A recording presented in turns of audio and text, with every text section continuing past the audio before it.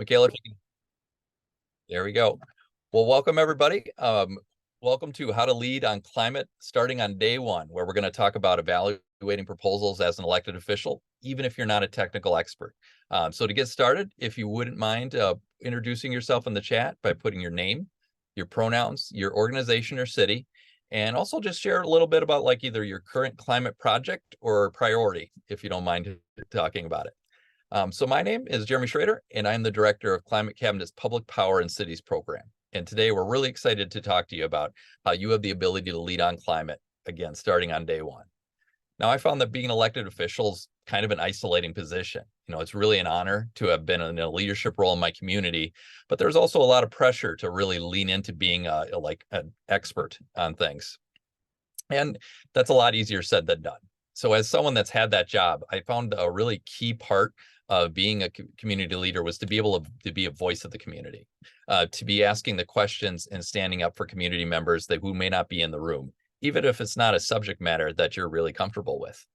So, and especially around climate policy, which is incredibly complex. You might be an expert in one subject like utility regulation, but then you're probably not an expert in another area of climate, like food sovereignty. That's where we hope that this new tool that we're worked on, it will be helpful. So we're going to talk a little bit more about the local leader assessment tool, and we hope that that will help you be the best voice for your community that you can be.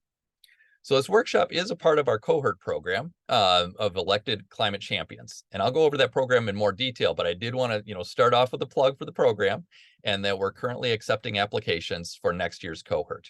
So we're going to have a link be put in the chat. We'll bring it up later as well. And I also want to thank the elected officials for being here for each other. And also we're lucky to have current San Antonio City Council member Terry Castillo, who is going to share her experience and how she has been able to integrate climate in other important decisions facing the city of San Antonio. So to start off, I'll just talk a little bit about the council member. Councilmember Castillo is a community organizer and a historian of urban policy who's been elected to represent San Antonio's District 5. She's a proud daughter of a United States Navy veteran and migrant farm workers. As a lifelong generational resident of District 5, Councilmember Castillo has committed to ensuring our public money works for the people of San Antonio. So she also serves as the chair of Westside TIRZ. If there's a way to say that, I don't know. I'm not from that area. But she's also on a community health committee. She also serves as a member of the San Antonio's Planning and Community Development Committee and the Economic Workforce Development Committee as well. So thank you very much, Council Member, for being here. And I'll hand it over to you to talk a little bit more. Sure. Thank you so much for having me. I'm really excited to be here and learn from what folks are going to be presenting as well. So as mentioned, I represent District 5 in the city of San Antonio, and I sit on a handful of committees. My expertise in JAM is primarily housing and basic infrastructure. So street, sidewalks, drainages, and housing is my bread and butter. And when we talk about sustainability and environmentalism in the context of San Antonio, and as mentioned, right, is we all have our expertise. And when it comes to what gets agendized within our committee, my angle is typically housing and sustainability. And a couple of things that we've been able to tackle and create is, for example, what we initiated in our first year called Operation Rebuild, which was a pilot program now part of the general funded budget for the next 4 years. So to provide some context on how that interweaves with sustainability and climate in San Antonio, is that the city of San Antonio had found itself, as reported by the University of Texas at Austin, that the city of San Antonio was issuing more notices to vacate and demolition orders than any other city in the state of Texas. So what we saw was a trend of code compliance violations leading to notices to vacate, then leading to the demolition of their home. And the city was then issuing them a bill for knocking down their home.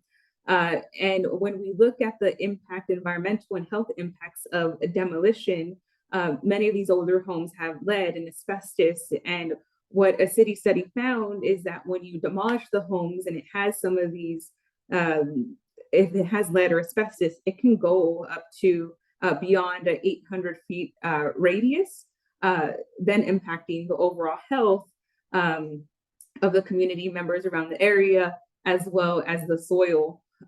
So what we did is we created Operation Rebuild. So to connect families that were at risk of losing their home to the city initiated demolitions, to a rehab program to fix up their home rather than fully demolishing it.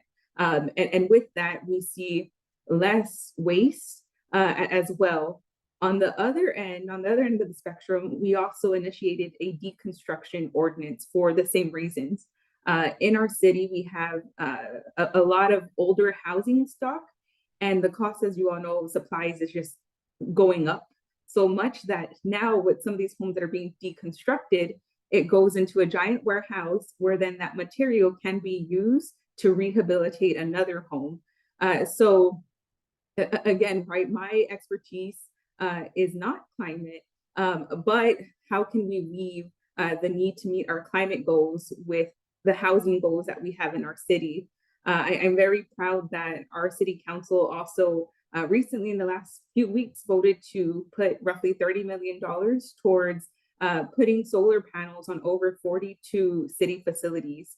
And these are a couple of areas where we've been able to plug in the need of meeting our sustainability goals, while also leaning on what I would say is like my expertise, which is housing.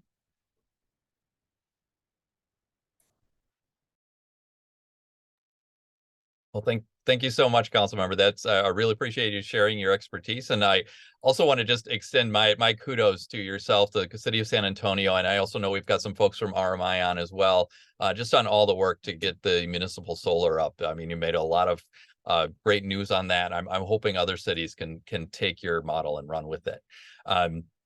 We'll have a little bit more time later on to talk more with the council member. So if you have questions, we will have a question and answer period after kind of this next section, where I'll talk about our local leader assessment tool. And so what I'm really excited about is that, you know, there's so many times I've left a meeting and I wish I would have asked another question or even a different question. And sometimes my colleagues and I would have a thorough discussion on cost, only to find out as the project progressed that we should have been asking about timeline.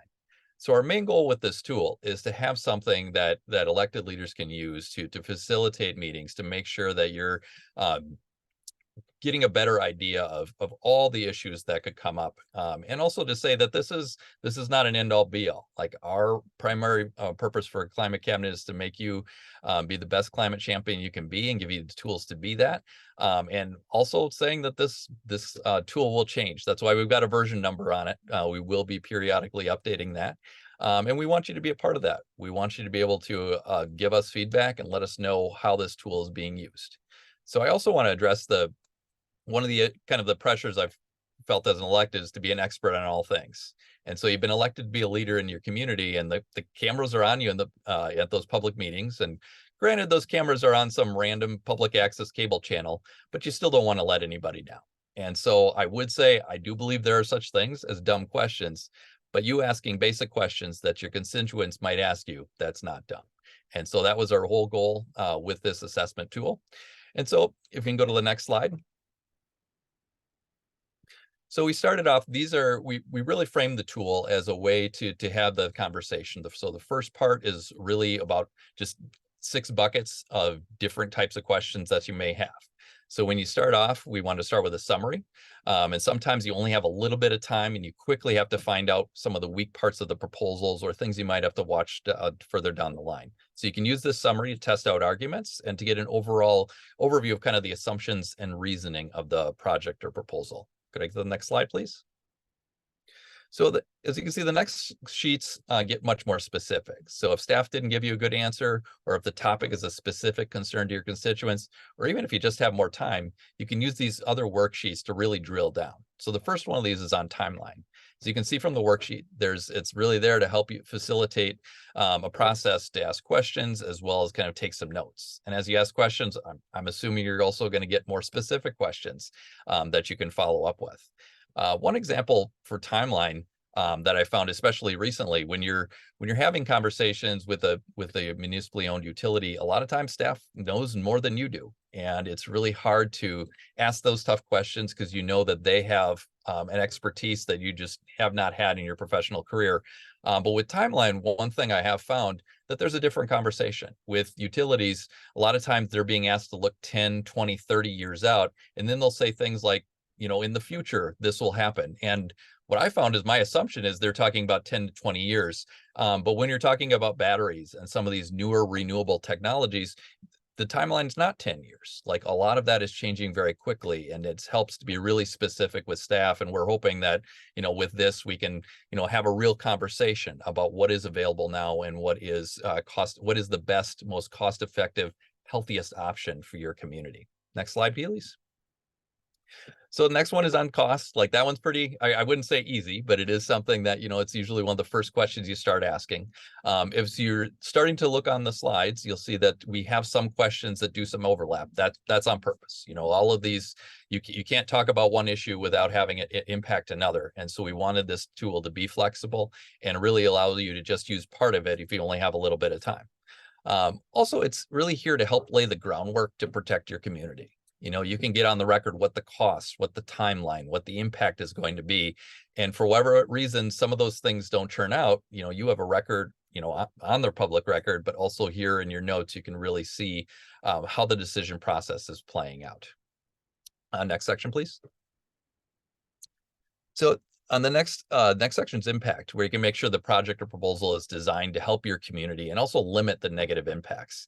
You can think of this section about the general impact for your district. It's a little broader than our next slide, which is on stakeholders. So you can think of it as like if you had a construction project where the impact would be the traffic flow, and anybody who has biked or walked or traveled through the area is going to be impacted by the construction. But contrasted with the stakeholders, those would be folks that just live right next to the construction. Next slide, please. So stakeholders, really important. And so on this, we wanted to make sure that we're talking about all the voices that would be represented. And I want to give you one example, because I think sometimes it's really worth drilling down on that. And a lot of times it's really useful to have public meetings to really gather that feedback, to hold yourself as an elected official accountable, but also gather that feedback. One example I can use, so I represent an area that did not have a lot of BIPOC-owned businesses, but we did have a few. So going through the pandemic, there was money coming from the federal government, and the city government wanted to kind of put a floor on which businesses would be able to get funding. Putting a floor in an area that had a lot of BIPOC businesses that needed it the most, that absolutely makes sense. But if you put a floor on it, it helps the implementation. It's easier for staff. However, it hurts my constituents. My business owners had the exact same problems as other BIPOC business owners. They faced a lot of the same challenges, and I had to really push to just not have there be a floor. I didn't change the overall proposal, but by drilling in and asking questions, I was able to stop there from being basically a city policy that would limit my area from being helped in the future. Next slide, please. So the next one's a little bit tougher. I mean, we've worked on how to name this, but we feel like due diligence is probably makes the most sense. Due diligence is really a legal buzzword, and so we have a section here so that buzzword is not used against you. It's important to really understand the unintended consequences, and it's not always easy to determine what those might be ahead of time. So a thorough public process that involves stakeholders is a really good way to ensure community concerns are addressed. Researching similar projects in areas in the state or in the country is another way to protect it. So one example that we ran into recently, one city climate cabinet is working with, there was a city staffer who runs their coal plant and is trying to recommend converting the plant to burn fossil gas. And so by doing our due diligence and asking about similar conversions, we found someone that had worked on a conversion on a coal plant in the same state, and they threw up their hands at this. They thought the staff was being ridiculous, that you can't just go from coal to go to burning gas. According to staff, they've just cleaned it up and ready to go. And by doing our due diligence, we found out that was ridiculously false, and really we're able to educate our elected champion to really ask the questions about like, what is that actually going to take? So next slide, please. Next one's on alignment. And so this one, again, we tried to figure out what is the most descriptive way to put it, but the best way to think about it is you're not creating policy in a vacuum. And so federal, state, other governments, as well as your own policy, are also there when you're creating climate policies and goals. And so while I will give two examples on this, I think the first one is if your city has adopted a Vision Zero plans for zero pedestrian deaths, that is going to impact how you spend your money in public works. And I found that we'll talk a lot on Vision Zero Day about all of our programs, but they won't be changed into what our actual public work city streets policy will be. So that's one example. Another example is how your city rules will be impacted by state laws. So there's a number of states, we're really proud to see Michigan join this club, that have passed 100% commitments. And they've made a number of exemptions. So if you're in one of the cities that has had their coal plant extended for whatever reason to be later, how is that going to be? As you're determining what the life of your municipally owned utility will be, how is that going to impact your constituents? If in 1 year, the whole rest of the state has gone to 100% clean energy, their air is getting better, their children are doing better, they're much healthier, and you're the elected official in your area that still has a coal plant, it might be legal, but do you really want to be in that seat talking to constituents about how things are going? So that's what we're talking about when we talk about alignment. Next slide, please. And finally, we also wanted to include the Department of Energy metrics. And so we found these to be really helpful. And so the assessment tool, just one way to structure a meeting or hearing. And more than anything, we want you to be able to be set up for success. And so what we found that the Department of Energy's guidelines had a lot of really good metrics. They weren't always set up for a meeting or hearing. So we tried to kind of put it a little more into our assessment tool feedback. But it is something that we hope that this is all useful for you. And that's it. So we're going to get back into using the new tool in small groups in a second. Next slide, please. But first, we want to take advantage of having Councilmember Castillo here and answer your questions. So, Councilmember, if you're there, I'll give you a second to get off mute. Yes. Thank you. Okay. I tend to talk fast and just go, so I just want to make sure everybody's there. But first of all, I just wanted to ask a little bit more. If you could talk about kind of how the climate and housing have intersected, and how you've been able to really, I guess I'd almost call it educating. Like, how do you bring climate to housing folks and to housing staff, and how do you talk about that to your constituents? Yes, I'm really proud that our cohort of council has created a accessibility and sustainability housing committee. So in the conversation of new housing developments that we're going to be funding, we're setting standards and expectations on what sustainability looks like and accessibility with new units. We're still teasing out those parameters that we expect developers to follow. But we've initiated that conversation, whether it be the shade and the color of the roof. We've also had conversations around Unified Development Code amendments on how we can, again, support more projects that rely primarily on electric rather than gas. So having incentives for newer development that doesn't include gas outlets. But I did want to touch on one thing, right? Which is, and I appreciate you bringing up utilities and rate structures. Our council, we're about to vote this Thursday on a potential rate increase. And while I'm not a utility rate expert, there are folks out in the community that are. So what I've done and what we do in practice is we'll send over the presentations to our community experts, right? Many of which are professors of sustainability or whatever the case may be. And we'll send over the presentation and ask, like, what are your thoughts? These are my concerns. What do you see as an issue with this, right? So leaning on those community experts to help provide insight in areas that we may not be familiar with.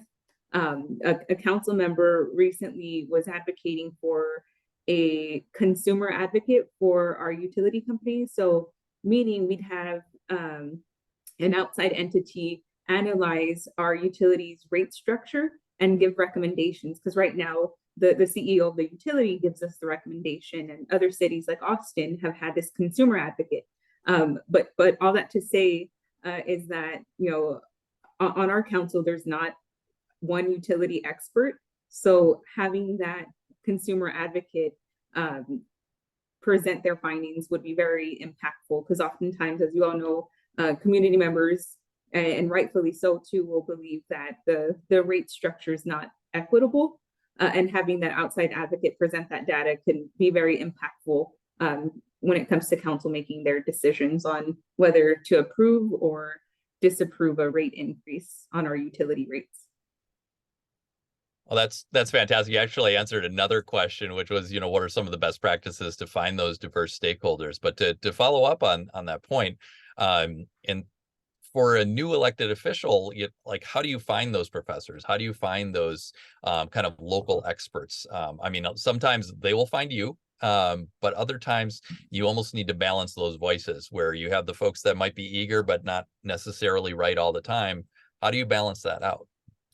Yes. So prior to being elected, and when we were creating our platform, what I heard from grassroots organizations was the concern and the priority to create an equitable rate structure. So through the creation of the platform when first running, I got connected to all these community experts to ask them, what are your thoughts?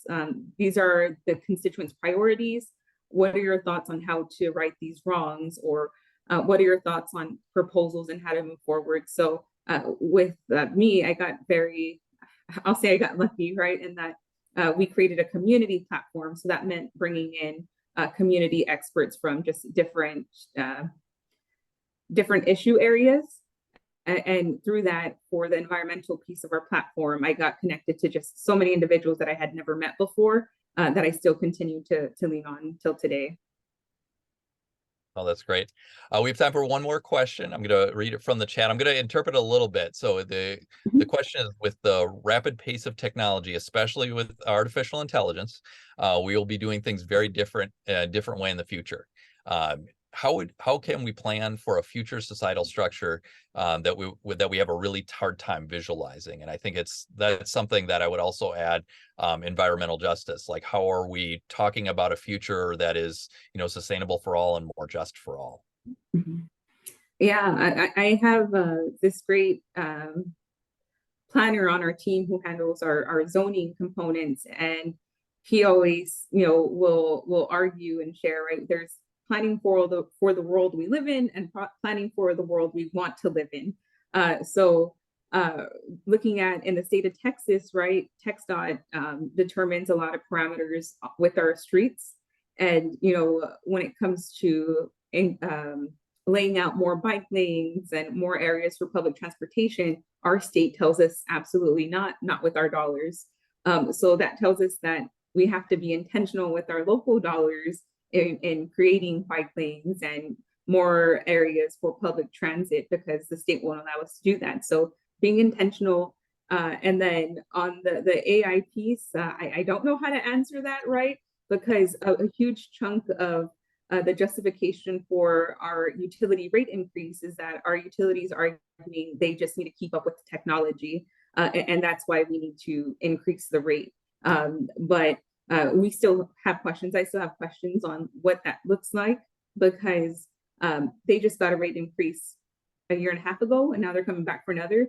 And the same request is for technology. So it's just asking those questions. And I think a point was made earlier, right, about pushing back on what's being presented, because oftentimes it's you don't always get an honest answer, right? And they expect you to not be prepared to challenge what they're presenting. And it's just, we always have to be prepared and on our toes that everything that we're being presented isn't necessarily 100% accurate. No, thank you for that. I had to go over the assessment tool rather quickly, but as people start to look at the questions, that's definitely a theme of, like, what's the history here? What are the sunk costs? What are other options? You're saying that hydrogen, small nuclear, these are the only option when we know there's other technologies out there, and there will be increasingly more options. So yeah, no, I definitely feel that. I feel like it's very much sped up in the last few years with technology increasing. But I want to thank you, council member, for your candor and appreciate you taking time to ask questions. I'm going to move on to the next slide.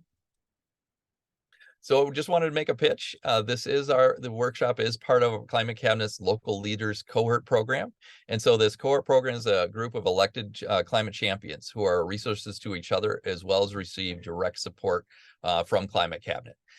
So Climate Cabinet does use a tiered system based on potential climate impact and the possibility of climate change action in your community, and also the enthusiasm of the elected climate champion. So the higher tier cities will receive direct support, but we also have a number of resources for everybody. So we will put a link in for the application in the chat, and the applications are due by December 15th. And please reach out if you have any questions. Next slide.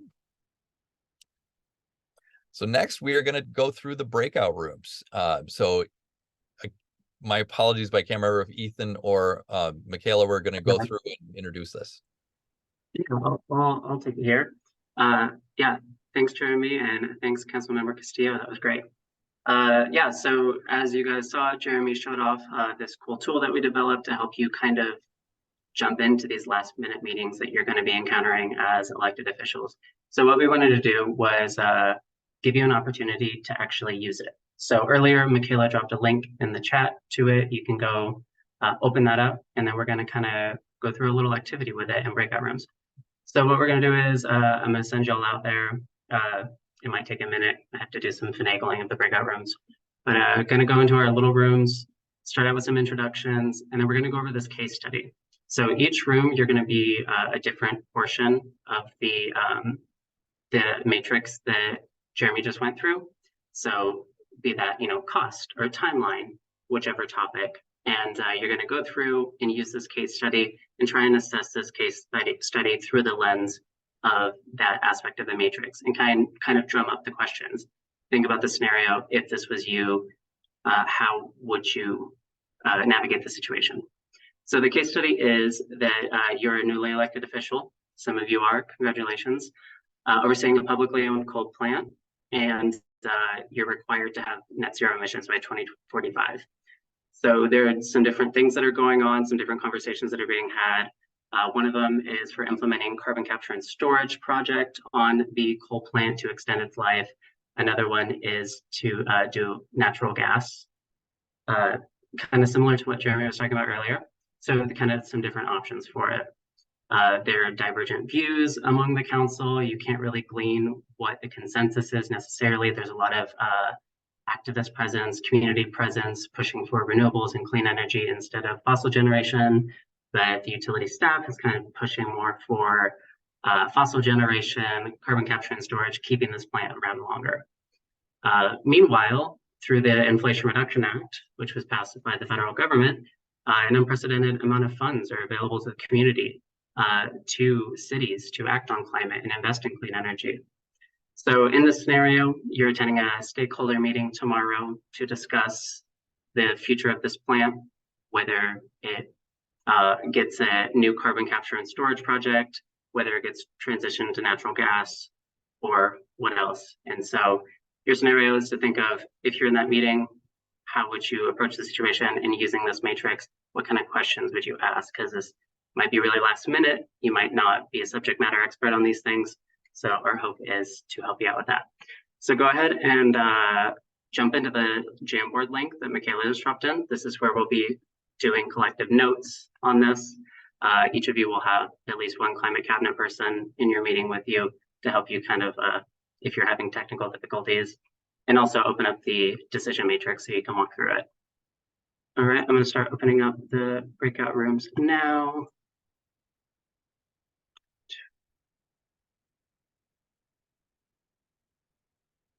All right, let me move stuff around just so things are right.